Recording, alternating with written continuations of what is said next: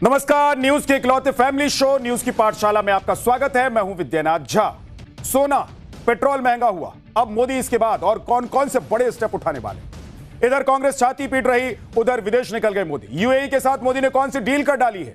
Abu Dhabi की धरती से मोदी को सुनकर पूरी दुनिया हैरान रह गई। मोदी ने ऐसा क्या कह दिया। एलपीजी पर नया समझौता भी हुआ। देश में कोल गैस भी बनने जा रहा है। क्या सच में गैस इंपोर्ट की झंझट खत्म होने जा रही है? क्या गजब होने वाला है? पाठशाला में डिटेल चैप्टर। 4 दिन पहले पीएम मोदी ने कहा था कि भैया सोना मत खरीदो। लोग नहीं माने, पैनिक बाइंग शुरू हो गई, जिसके बाद इंपोर्ट ड्यूटी बढ़ाई गई। सोना 10,000 महंगा हो गया कि लो भाई अब खरीद लो सोना। और इसी तरह पेट्रोल के लिए पीएम मोदी ने पहले अपील की थी कि पेट्रोल बचाओ, कम यूज करो, ज्यादा करोगे तो दिक्कत बढ़ेगी, लेकिन बहुत से लोग नहीं माने। तो तेल कंपनियों ने डीजल पेट्रोल की जो कीमत है उसको बढ़ा दिया, महंगा कर दिया उसको। मतलब पीएम मोदी सीधी उंगली से घी निकालना चाहते थे, लेकिन मजबूरी में अब उन्हें उंगली टेढ़ी करनी पड़ रही। अगर लोग उनकी बात मान गए होते तो शायद हार्ड स्टेप उठाने की नौबत कम पड़ती या फिर नहीं पड़ती। आप देखिए कि तेल कंपनियों ने पेट्रोल और डीजल के दाम 3-3 रुपए बढ़ा दिए हैं। यानी दिल्ली में पेट्रोल की नई कीमत अब 97 रुपए 77 पैसे प्रति लीटर हो गई है और डीजल के नए दाम 90 रुपए 67 पैसे प्रति लीटर हो गई है। भाई अगर सरकार कुछ कहती है तो पूरे हालात पर सोच विचार करने के बाद ही कहती है। मोदी ये अपील अपने फायदे के लिए थोड़ा ना कर रहे थे कि नहीं भाई मेरा फायदा हो जाएगा, मेरी जेब भर जाएगी, ऐसा थोड़ा ना कर रहे थे मोदी। देश हित में वो ये ऐलान कर रहे थे, अपील कर रहे थे कि भाई थोड़ा सा बचत कर लीजिए। इसलिए हम सभी लोगों को चाहिए कि पीएम की अपील को माने। लेकिन कांग्रेस को देखिए कि अलग ही छाती पीट रही है। तेल के दाम बढ़ने पर कांग्रेस आए तौबा मचाए हुए, और इसी वजह से कांग्रेस और बीजेपी के बीच ऑयल प्राइस को लेकर डेटा वॉर छिड़ गया। किसके क्या दावे हैं उसके बारे में भी आज आपको बताने वाला हूं। लेकिन आप देखिए कि इसी कांग्रेस की मनमोहन सरकार में जब जब तेल के दाम बढ़े तब तब पीएम मनमोहन से लेकर वित्त मंत्री पी चिदम्बरम तक ने तेल के दाम बढ़ाने के समर्थन में कैसे कैसे तर्क दी। आज वो सारे पुराने बयान आपको सुनवाने वाला हूं। इधर पीएम मोदी यूएई निकल गए, वहां यूएई के साथ भारत ने कौन सी डील कर डाली और इस डील से क्या फायदा होने वाला है, इसके बारे में डिटेल में आज आपको बताने वाला हूं। यूएई में मोदी का कैसे शानदार स्वागत किया गया, आसमान से लेकर जमीन तक कैसे मोदी मोदी हो गया, आज एक एक तस्वीर आपको दिखाने वाला। अबू धाबी की धरती से पीएम मोदी ने हॉर्मुज को लेकर ईरान को ऐसा संदेश दिया कि दुनिया हैरान रह गई। मतलब जो बात ट्रंप चीन जाकर जिनपिंग से नहीं बुलवा पाए, वो बात मोदी ने ईरान के पड़ोस में बैठकर कह दी। वो बयान सुनाऊंगा आपको कि प्रधानमंत्री नरेंद्र मोदी ने ऐसा क्या कह दिया जिससे पूरी दुनिया हैरान रही। इसके अलावा आपको बताऊंगे कि भारत के हाथ जादू की ऐसी कौन सी छड़ी लगने वाली है कि भारत को यूरोप गैस और एथेनॉल का इंपोर्ट करने की जरूरत नहीं पड़ेगी। भारत की जमीन में दबा कोयला कैसे गजब का कमाल करने वाला है, इसके बारे में भी डिटेल में आपको बताऊंगा। लेकिन पहले ये ट्रेलर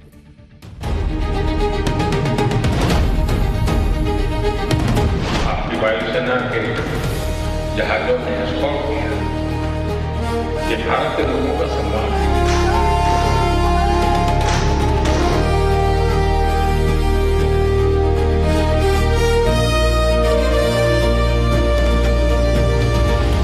हॉर्मुज को फ्री, ओपन और सेफ बनाए रखना ये हमारी सबसे बड़ी प्राथमिकता है।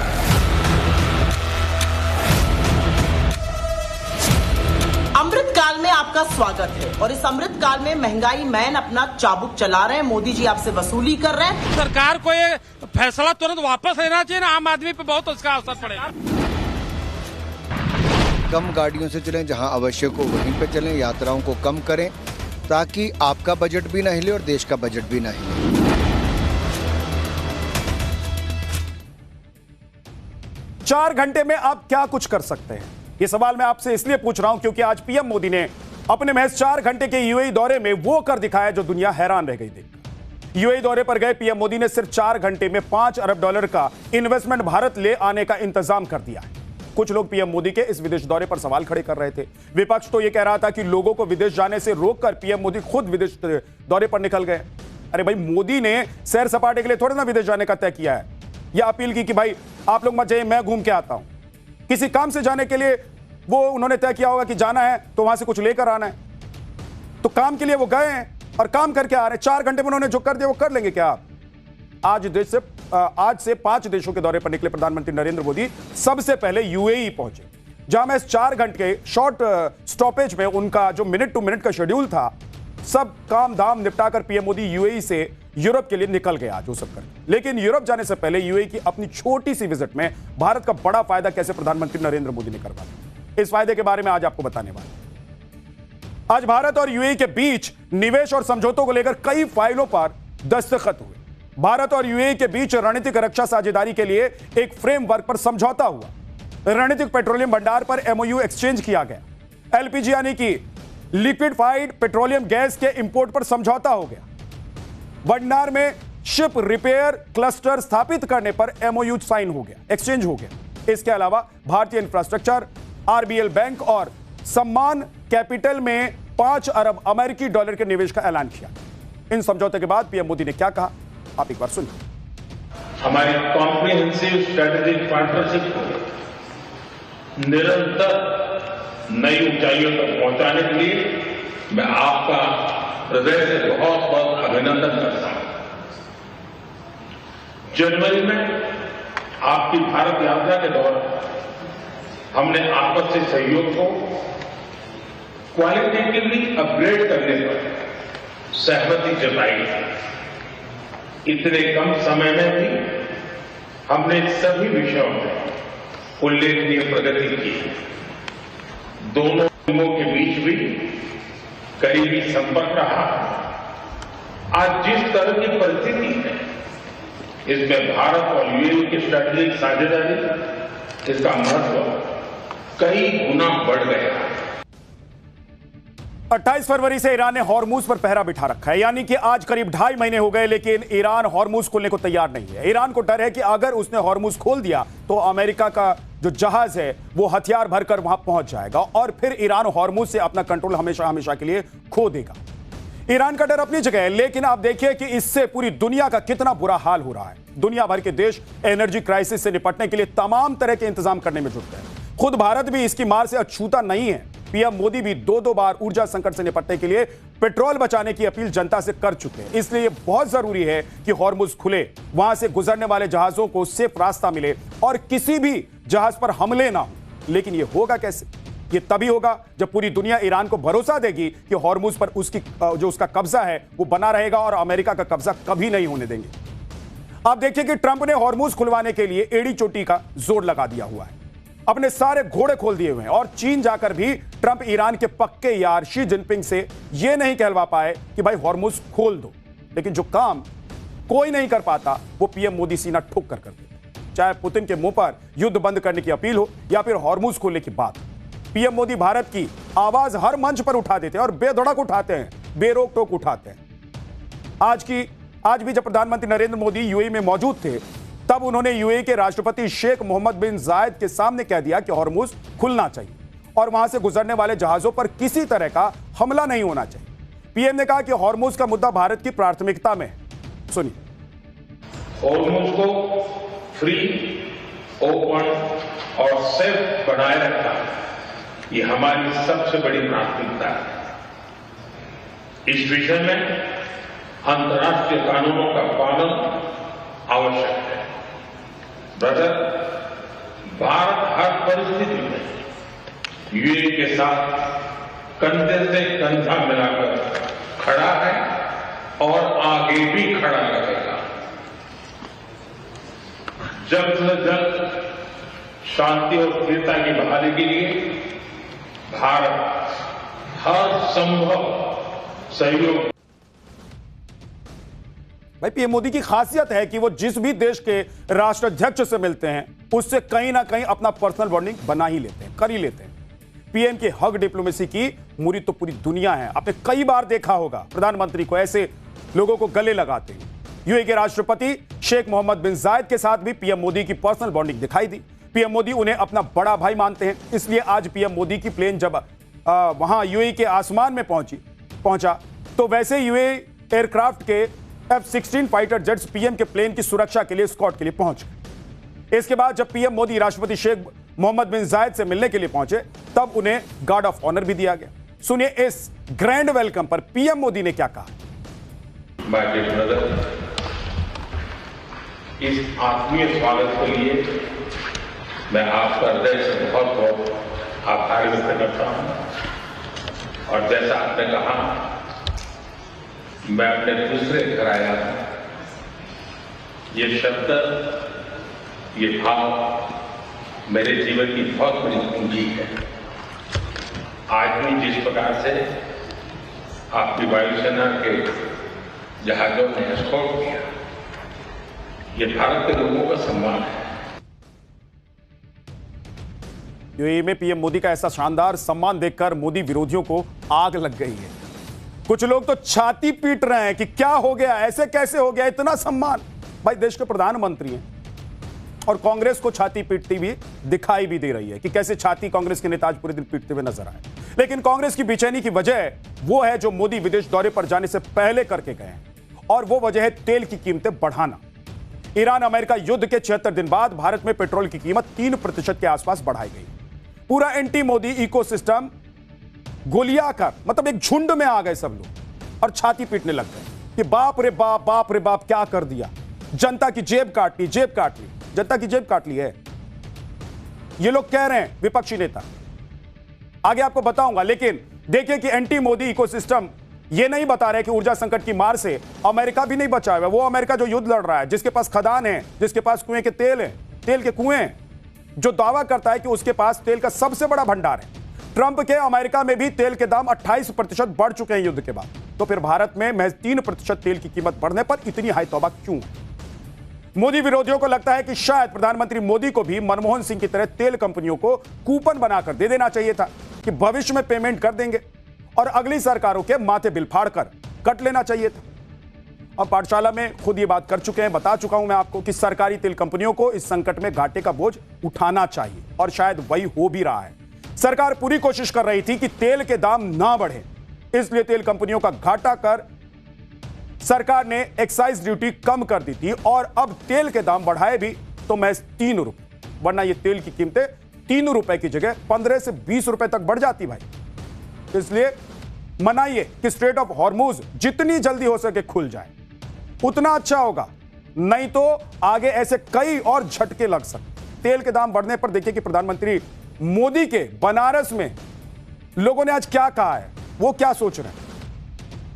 सरकार को ये फैसला तुरंत वापस लेना चाहिए ना, आम आदमी पे बहुत उसका असर पड़ेगा। पहले तो मैं ये बोलना चाहूंगा, प्रधानमंत्री मोदी जी जो विदेशों का दौरा करते हैं वो अपने घूमने के लिए नहीं करते हैं, ये देश की अर्थव्यवस्था को मजबूत करने के लिए, अन्य देशों से संबंध मजबूत करने के लिए, व्यापार बढ़ाने के लिए करते हैं। और रही बात तेल बढ़ने की, तेल की कीमतें जो 2-3 रुपए बढ़ी हैं, अन्य देशों में जाके आप देखेंगे सर, वहाँ काफी दिक्कतें हैं। अपने देश में तो बहुत सुधार है। मोदी जी ने जो ये बोला कि आप वर्क फ्रॉम होम करिए या डीजल पेट्रोल का थोड़ा बचत करिए, तो ये आने वाले दिनों के लिए उन्होंने बोला है कि जो अगर हमें किल्लत आती है तो उससे पहले हम सचेत हो जाएंगे, तो हमारे देश के जनता को परेशानी नहीं होगी। नहीं सर, तेल का असर पड़ा है, लेकिन सरकार को सोचना चाहिए ना थोड़ा बहुत। जनता, आम जनता परेशान हो रही है। जाहिर सी तौर पे आपका भी बजट बढ़ जाएगा इसकी वजह से। बिल्कुल सर, बिल्कुल सर। ठीक है, दुनिया में हर जगह पेट्रोल की कीमतें बढ़ती हैं, ऐसा नहीं है, लेकिन जो हम लोग का अर्थव्यवस्था है, जो इंडिया का अर्थव्यवस्था है, उसके अकॉर्डिंग और अन्य देशों की अकॉर्डिंग बहुत अंतर है। हम लोग का एक जो बजट बनता है वो घाटे का बजट बनता है हमेशा। तो इसको कैसे मैनेज करना है, और ऐसे महंगाई बढ़ती रहेगी तो ये सीधा सीधा असर आम जनता पे पड़ती है। बहुत हाई लेवल वाले को भी फर्क नहीं पड़ता, बहुत लोगों को भी फर्क नहीं पड़ता। मिडिल क्लास फैमिली परेशान रहती है। बिल्कुल, मिडिल क्लास फैमिली छोटी छोटी चीजों में जो खुशियां ढूंढती हैं, उस खुशियों पे असर पड़ेगा। तेल की कीमत बढ़ी तो कांग्रेस अब ऐसा बताने में जुट गई है कि दुनिया भर की सरकारें अपनी जनता को राहत देने में जुटी हुई है और भारत सरकार ने बोझ डाल दिया। लेकिन तेल के दाम दुनिया में नहीं बढ़े हैं, सिर्फ भारत में बढ़ा है। कांग्रेस नेता सुप्रिया श्रीनेत दावा कर रही हैं कि नेपाल ने पेट्रोल 2 रुपए और डीजल 12 रुपए सस्ता कर दिया, जबकि ऑस्ट्रेलिया ने एक्साइज ड्यूटी घटाकर पेट्रोल को 17 रुपए तक सस्ता कर दिया। कांग्रेस की माने तो जर्मनी में तेल पर टैक्स घटाकर जनता को 17 से 19 रुपए सस्ता तेल दिया जा रहा है। वहीं ब्रिटेन को लेकर कांग्रेस का दावा है कि वहां बिजली के बिल पर 100 पाउंड की छूट दी जा रही है और तेल पर टैक्स कम कर दिया गया है। सुनिए सुप्रिया श्रीनेत क्या कह रही। अमृत काल में आपका स्वागत है, और इस अमृत काल में महंगाई मैन अपना चाबुक चला रहे हैं। मोदी जी आपसे वसूली कर रहे हैं, आपकी जेब पर डाका डाल रहे हैं। इस अमृत काल में आज की तारीख में देश में पेट्रोल और डीजल के दाम 3 रुपए प्रति लीटर बढ़ा दिए गए हैं। इसके पहले प्रीमियम पेट्रोल के, प्रीमियम डीजल के, कमर्शियल एलपीजी गैस सिलेंडर के दाम पहले ही बढ़ाए जा चुके हैं। अब तक आप सब लोग समझ चुके हैं कि वो ऐसा क्यों कर रहे हैं, क्योंकि उन्होंने हमारी एनर्जी सिक्योरिटी का सरेंडर अमेरिका के सामने कर दिया है।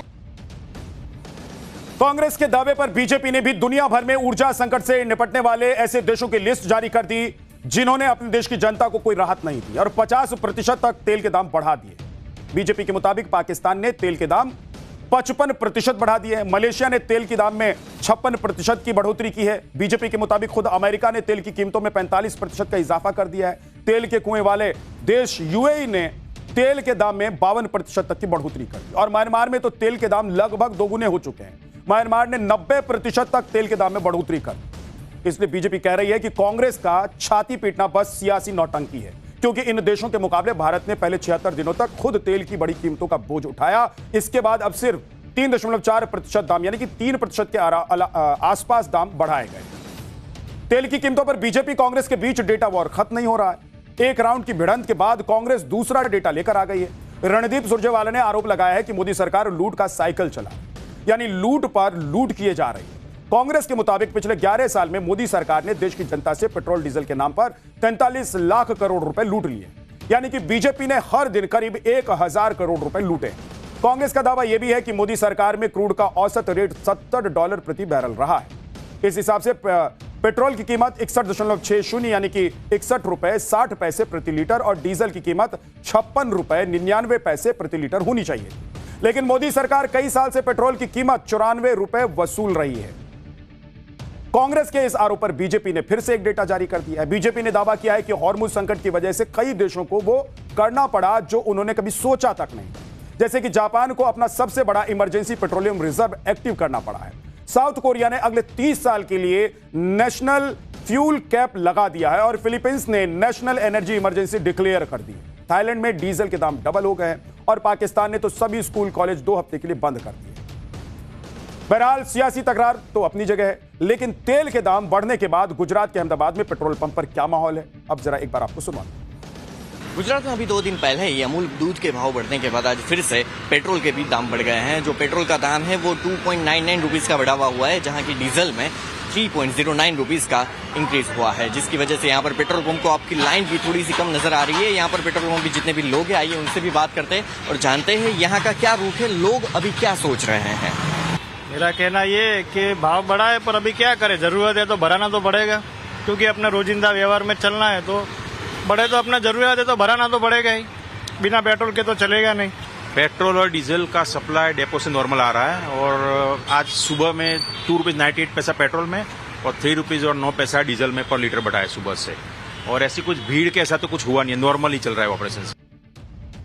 बात 3 रुपए तेल के दाम बढ़ने पर कांग्रेस ऐसे छाती पिट रही है जैसे सरकार ने क्या ही गजब कर दिया, लूट लिया है, लूट मचा दी सरकार ने। लेकिन इसी के बाद बीजेपी ने कांग्रेस की मनमोहन सरकार के टाइम के ऐसे ऐसे बयान जारी कर दिए जिसमें खुद मनमोहन सिंह, पी चिदम्बरम और कांग्रेस के तमाम नेता पेट्रोल के दाम बढ़ने के समर्थन में ऐसे ऐसे तर्क देते हुए नजर आए जो आपके गले तक नहीं उतरेगा। एक बार सुनिए।